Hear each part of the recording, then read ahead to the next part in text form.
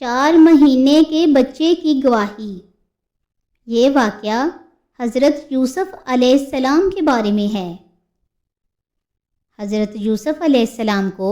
جب ان کے بھائیوں نے کنویں میں ڈال دیا تو ایک شخص جس کا نام مالک بن زار تھا،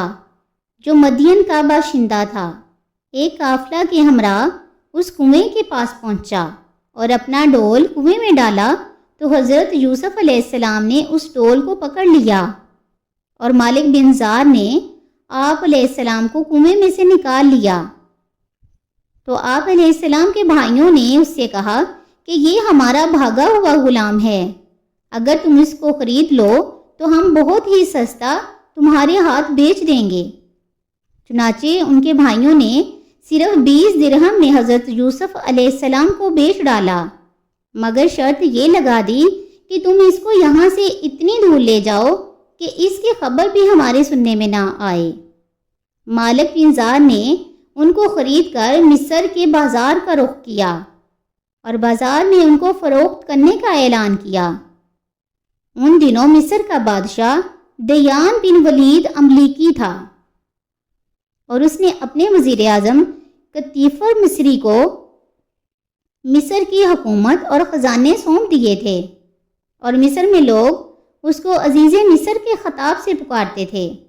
جب عزیز مصر کو معلوم ہوا کہ بازار مصر میں ایک بہت ہی خوبصورت غلام فروخت کے لیے لایا گیا ہے اور لوگ اس کی خریداری کے لیے بڑی بڑی رقمیں لگا کر بازار میں جمع ہو گئے ہیں، تو عزیز مصر نے حضرت یوسف علیہ السلام کے وزن برابر سونا اور اتنی ہی چاندی اور اتنا ہی مشک اور اتنے ہی حریر قیمت دے کر خرید لیا،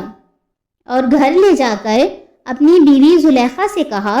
کہ اس غلام کو نہایت ہی اعزاز و اکرام کے ساتھ رکھو۔ اس وقت آپ علیہ السلام کی عمر شریف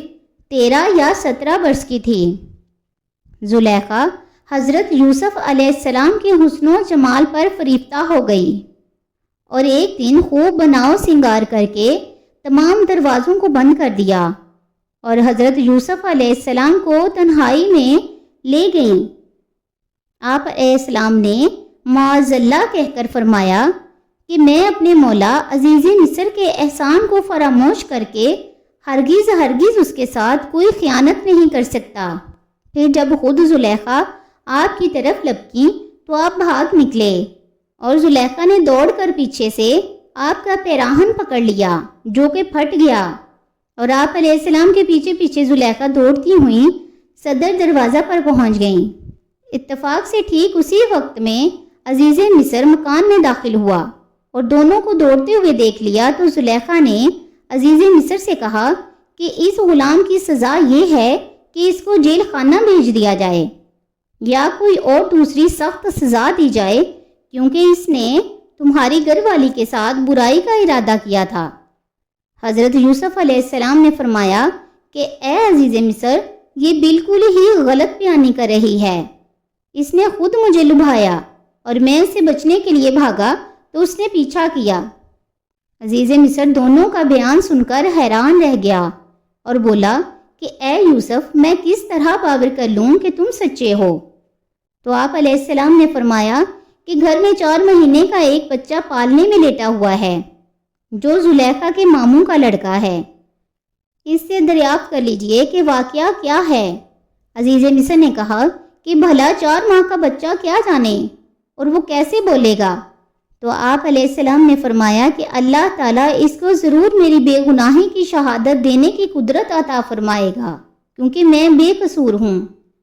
چنانچہ عزیز مصر نے جب اس بچے سے پوچھا تو اس بچے نے بآواز بلند فصیح زبان میں یہ کہا،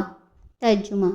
اگر ان کا کرتا آگے سے پھٹا ہے تو عورت سچی ہے اور انہوں نے غلط کہا ہے، اور اگر ان کا کرتا پیچھے سے پھٹا ہے تو عورت جھوٹی ہے اور وہ سچے ہیں۔ بچے کی زبان سے عزیز مصر نے یہ شہادت سن کر جو دیکھا تو ان کا کرتا پیچھے سے پھٹا تھا۔ تو اس وقت عزیز مصر نے حضرت یوسف علیہ السلام کی بے گناہی کا اعلان کرتے ہوئے یہ کہا، ترجمہ: بے شک یہ تم عورتوں کا چرتر ہے، بے شک تمہارا چرتر بڑا ہے، اے یوسف تم اس کا خیال نہ کرو، اور اے عورت تم اپنے گناہ کی معافی مانگ، بے شک تو خطا کاروں میں ہے۔